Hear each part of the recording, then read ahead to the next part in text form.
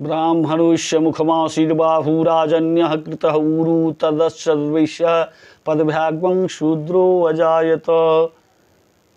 हमारे समस्त विप्रबंधु, धर्मकर्म विश्वनाथ झा चैनल पर आपका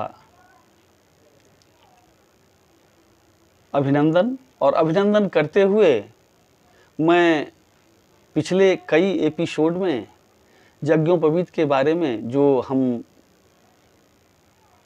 द्विजातियों का एक बहुत बड़ा सूत्र का यज्ञोपवीत का विशेषता है, जिसके कारण हमें और अन्य व्यक्ति भी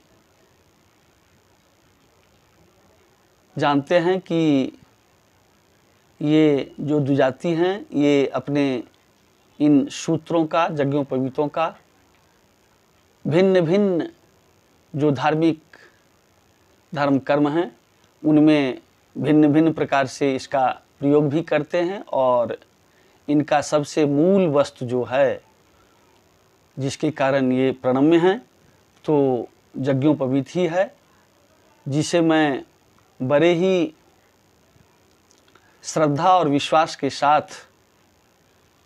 इससे अपना कार्य संपादन करते हैं। जैसे मैं जो भी देव कार्य करता हूँ तो उन यज्ञोपवीतों का या अपना जो नित्य कर्मादि संध्या तर्पण करते हैं उसमें भी इसका तत्तर भिन्न भिन्न ढंगों से प्रयोग करते हैं।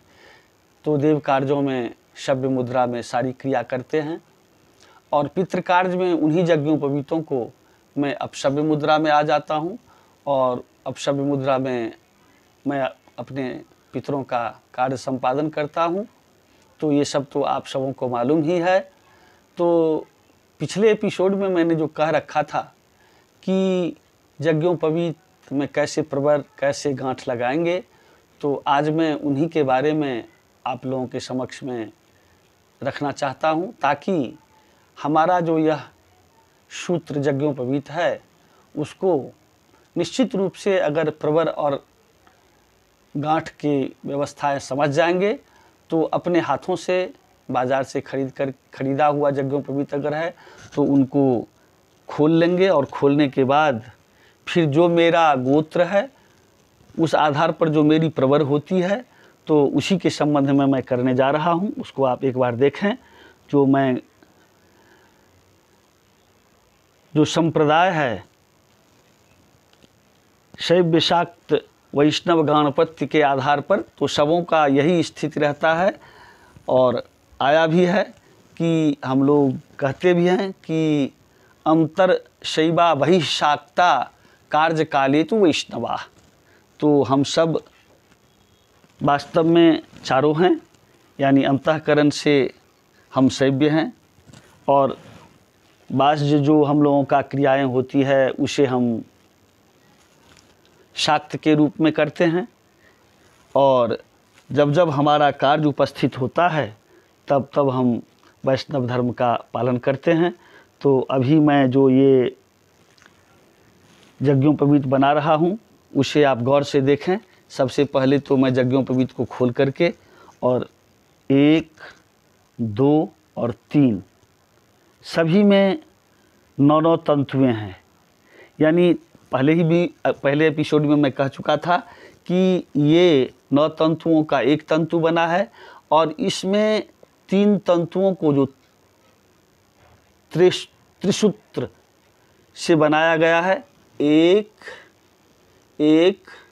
2 और 3, फिर इस एक में भी 3 हैं, तो ये 9 का जो है एक तंतु बना है। तो इसी आधार पर मैं इसको यज्ञोपवीत बना रहा हूँ, जबकि ये 3 का 1, 2, गौर से देखें, 1, 2 और 3। फिर दूसरा भी मैं बनाऊंगा जो 6 तंतुओं का हम लोग पहनते हैं 2 पार्ट में। तो इसको ऐसे करेंगे, ये मैंने ऐसे किया, देख रहे हैं। इस पर जो है अंगुली डाल लेंगे और कोई धागा इधर से उधर ना हो। एक बार इसको ऐसे कर लेंगे। ऐसे करने के बाद में आप देखें गौर से, यहाँ एक अंगुली डाल लेंगे। अंगुली डालने के बाद में इन जगहों पर मैंने अंगुली डाल दिया और इसके ऊपर में ये जो धागाएँ हैं इनको ले आए यहाँ चूँकि इसलिए कि मैं प्रवर डालूँगा, तो अब देखें मैं वत्स गोत्री हूँ इसीलिए मेरा पंच प्रवर होता है। तो अब डाल रहा हूँ मैं प्रवर। एक, देख रहे हैं, एक, दो, एक, तीन, चार और एक, ये पाँच प्रवर हो गया। अब इस धागाओं को जिससे मैंने प्रवर डाला उसको जो मैंने अंगुली डाला था उसमें इसको ऐसे डाल देंगे और इसको खींच लेंगे। खींचने के बाद में जिस पर मैंने प्रवर डाला है उससे मैंने ये खींच दिया, पूरा ये खींच गया। अब ये पाँच, एक, दो, तीन, चार, पाँच हो गया। ये जो मेरा जो है एक 3 पार्ट का तैयार हो गया। अब चूंकि प्रवर न खुले इसीलिए मैंने एक गांठ और लगा दिया। अब ये मेरा एक जो है तैयार हो गया। मैं इसको इसी तरह से मैं फिर दूसरा बनाऊंगा। दूसरा भी मैं इसी तरह से बनाऊंगा जिसे आप देखेंगे उसमें भी यही प्रक्रियाएं होगी। जैसे मैंने ये बनाया उसी तरह की प्रक्रियाएं बना करके और फिर मैं,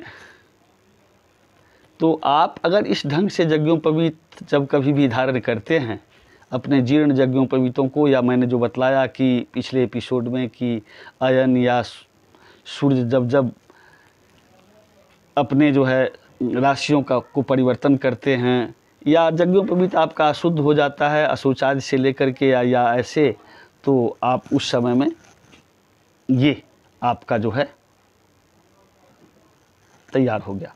और रहा ये कि त्रिप्रवर वाले भी इसी तरह से, इसमें कोई ये नहीं है जैसे पंच प्रवर का इसमें 5 प्रवर दिया गया है, वो केवल 3 ही प्रवर डालेंगे तो ये आपका तैयार हुआ। और फिर इसी तरह से मैंने दूसरा जो बाजार का यज्ञोपवीत मिलता था, चूँकि इसमें 6 धागे चाहिए एक पार्ट हुआ।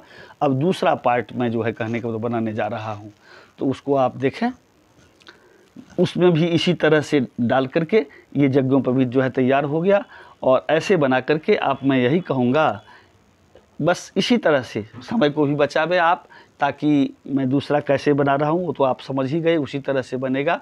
और ऐसा बन जाने के बाद में फिर जो प्रक्रिया है, शास्त्रीय प्रक्रिया है कि कैसे अभिमंत्रित करें और यज्ञोपवीत को कैसे ये करें, तो फिर मैं आप अगले एपिसोड में भी मैं आपको ये बतलाऊँगा कि ऐसे यज्ञोपवीत अभिमंत्रित करके और फिर इस ढंग से धारण किया जाता है। और जीर्ण यज्ञोपवीतों के लिए फिर कौन सी मंत्रें हैं और धारण करने के लिए फिर कौन सी प्रक्रियाएँ हैं। तो जय जगदम्ब, जय विश्वनाथ।